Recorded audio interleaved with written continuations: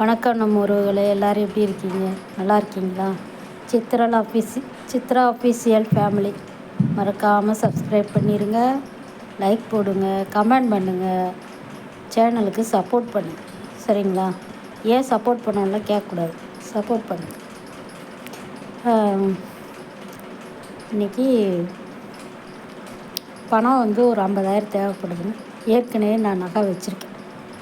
ஒரு 10 லட்ச ரூபாய்க்கு வச்சுருந்த நகை இப்போ வந்து ஒரு 6 லட்சமாக இருக்குது.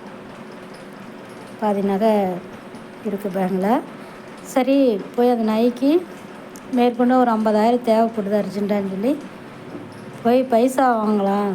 முதல்ல வந்து பேங்க் ரூல்ஸில் எப்படி இருந்ததுன்னா, பேங்கில் வந்து நம்ம நகை கொண்டு சிட்டா வச்சோம்னா அந்த நகையை இடையில பணம் தேவைப்பட்டால் நம்ம போய் பணம் வாங்கிக்கலாம். அந்த நகைக்கு எவ்வளோ கொடுக்க முடியுமோ அந்த நகைக்கு ஆனால் மதிப்பீடு போட்டு காசு தருவாங்க, ரினுவல் பண்ணி அப்படியே நமக்கு தருவாங்க. சரின்னு நான் வாங்கிட்டு வருவேன். அப்புறம் வட்டி கட்டுற டேட்டு, வட்டி வந்து அப்பயே வந்து வட்டி மைனஸ் பண்ணி தான் நம்மகிட்ட காசு தருவாங்க. நான் வாங்கிட்டு வந்திருக்கேன். சரின்ட்டு இன்றைக்கி நான் கிளம்பி கனரா பேங்க்கு போய் ஒரு 50,000 பணம் தேவைப்படுதுங்க சிட்டா கொண்டே கொடுத்தேன்.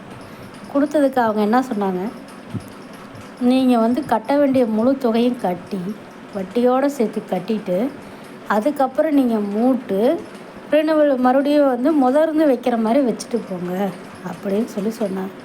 நான் அதுதான் கேட்குறேன், உங்கள்கிட்ட நான் 2 லட்ச ரூபாய்க்கு நான் நகை வச்சேன்னா நீங்கள் வந்து அந்த 2 லட்ச ரூபாயை நான் முழுசாக கட்டிட்டு அது வட்டி காசோடு சேர்த்து கட்டிட்டு நான் மறுபடியும் அந்த 2 லட்ச ரூபாய்க்கு உங்கள்கிட்ட வைக்கிறதுக்கு வட்டியை மட்டும் கட்டி ரினுவல் பண்ணிகிட்டு இருந்தோம். இப்போ அந்த மாதிரி கிடையாது. அந்த 2 லட்ச ரூபா பெரட்டுற அளவுக்கு எங்களுக்கு வந்து ஸ்ட்ரென்த் இருந்ததுன்னா நாங்கள் ஏன் பேங்கில் கொண்டாந்து வைக்க போகிறோம்? சரிங்களா? உண்மை தானே நான் சொல்கிறது அப்படின்னு சொல்லிட்டாங்க. சரின்ட்டு மேற்கொண்டு வைக்கிறதுக்கு நகை எதுவும் இல்லைன்ட்டு சரின்னு நான் மறுபடியும் போய் இப்போ நமக்கு வந்து டேட்டு வந்து நீங்கள் கொடுத்த டேட்டு முடிஞ்சிருச்சுன்னா எப்படி ரூல்ஸ் இருக்குதுங்க. இப்போ பேங்கில் முழு அமௌண்ட்டும் கட்டி தான் நம்ம வந்து நகையை வந்து திருப்பி மறுபடியும் முதர்ந்து வைக்கிற மாதிரி தாங்க வைக்க முடியும்.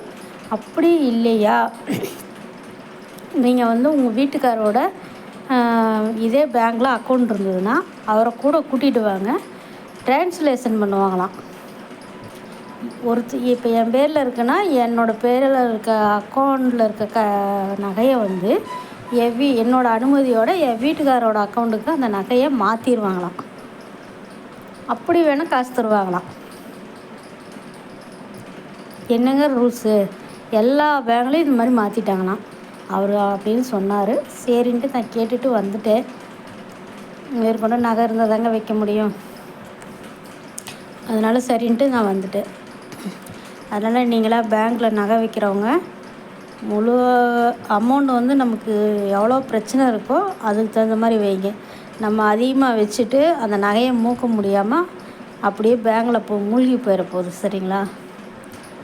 இது ஏன் நான் உங்கள்கிட்ட சொல்கிறேன்னா, நான் வந்து வச்சுருக்க நகைக்கு நான் எப்போ இந்த பணத்தை பெரட்டி நான் என்றைக்கு இந்த நகையை வந்து நான் வட்டியை கட்டி திருப்பி வைக்க போகிறேன்னு எனக்கு தெரியல. இந்த புது ரூல்ஸை கொண்டு வந்து போட்டிங்க.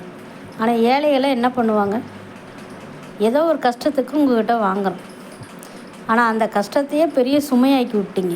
அதுதான் உண்மை. சரிங்களா?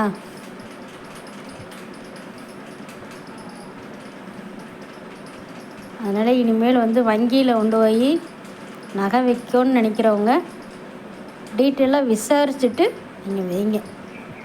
ஏன்னா ஒரு சுமையை குறைக்க போயிட்டு இன்னொரு சுமையை தலையில் ஏற்றிட்டு வந்துடாதீங்க. இது வந்து இன்றைக்கி நடந்தது, அதனால் நான் உங்கள்கிட்ட அதை ஷேர் பண்ணணுன்னு நினச்சேன். அதனால் மக்களே உங்கள்கிட்ட நான் ஷேர் பண்ணிட்டேன். அதனால் நீங்கள் பார்த்து உஷாராக இருங்க. சரிங்களா?